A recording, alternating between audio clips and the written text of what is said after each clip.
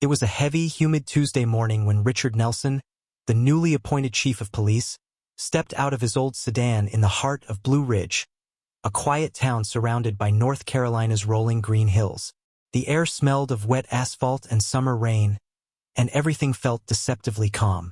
Dressed in worn jeans, a plaid shirt, and sneakers, Richard didn't look like a man who had spent over 2 decades building a reputation in law enforcement. But that was exactly the point.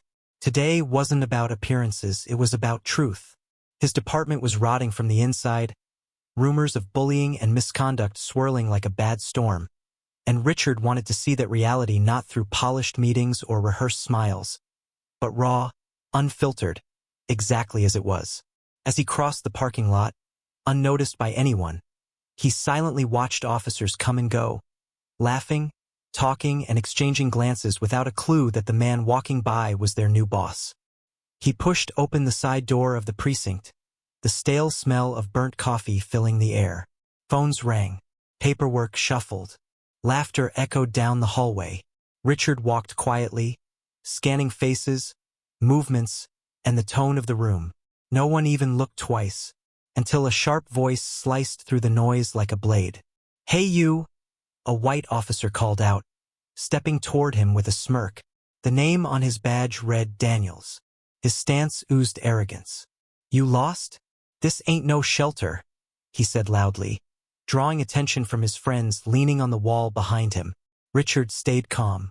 He'd seen this before countless times in his career, but nothing quite prepared him for what happened next. Before Richard could speak, Daniels stepped closer, his voice rising, mocking him in front of the others. "Didn't you hear me? Get out of here. We don't need people like you hanging around." Laughter erupted around them, and then the spit. Warm saliva hit Richard's face like a slap. The room erupted in laughter. The table was slapped. Someone muttered, "That's how you deal with the trash." Richard's jaw tightened. His heart pounded, but he didn't flinch. He calmly reached into his pocket, pulled out a handkerchief, and wiped his face without breaking eye contact. "Is this how you treat everyone who walks through those doors?" he asked quietly. Daniels smirked. "Only the ones who don't belong." Richard stared at him for a heartbeat, then turned and walked toward the main hallway. He didn't need to respond. The truth would unfold soon enough. Minutes later, the intercom crackled. "All personnel report to the briefing room." Officers gathered, coffee cups in hand, jokes bouncing off the walls. Daniels leaned against the wall like a man who thought he owned the room, still laughing about his morning performance. He had no idea. Captain Harris called for silence and cleared his throat. "As you all know, Chief Caldwell retired last month, and today we meet our new chief of police." The room shifted with curiosity. Heads turned toward the door, and then Richard stepped forward. Calm, measured, commanding. The laughter died in an instant. His sneakers squeaked on the floor as he approached the podium, the folder in his hands bearing the official seal of the department. Daniel's smug grin melted away, his face drained of color. The officer stared, stunned.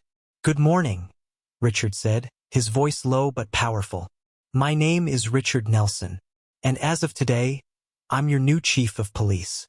The silence in the room was electric. "This morning," Richard continued, "I walked through those doors in plain clothes because I wanted to see this department without the masks. What I saw was eye-opening." A nervous murmur rolled through the crowd, but Richard's hand lifted slightly and the room fell quiet again. "Some of you laughed at what you thought was a powerless man being put in his place," he said slowly, locking eyes with Daniels. "Let me remind you, respect is not optional. It is the table was slapped. Someone muttered, "That's how you deal with the trash." Richard's jaw tightened. His heart pounded, but he didn't flinch. He calmly reached into his pocket, pulled out a handkerchief, and wiped his face without breaking eye contact. "Is this how you treat everyone who walks through those doors?" he asked quietly. Daniels smirked. "Only the ones who don't belong." Richard stared at him for a heartbeat, then turned and walked toward the main hallway. He didn't need to respond. The truth would unfold soon enough. Foundation of this badge. Without it, we fail not just each other, but the very people we swore to protect. The tension was suffocating. Beads of sweat rolled down Daniel's temple. Richard's voice sharpened as he stepped closer. This department has been living with a culture of arrogance and cruelty for far too long. That ends today. He called Daniels by name. The officer stiffened like a cornered animal. When you spat in my face, Richard said evenly, you didn't just disrespect me. You disrespected the badge, the oath, and the community we serve. You assumed the man in front of you didn't matter. That's why this department has lost trust. Daniels tried to stammer out a weak excuse, but Richard cut him off like a blade through silence. You didn't care to know. The room froze. No one dared look away. Effective immediately, Richard announced, turning toward Captain Harris.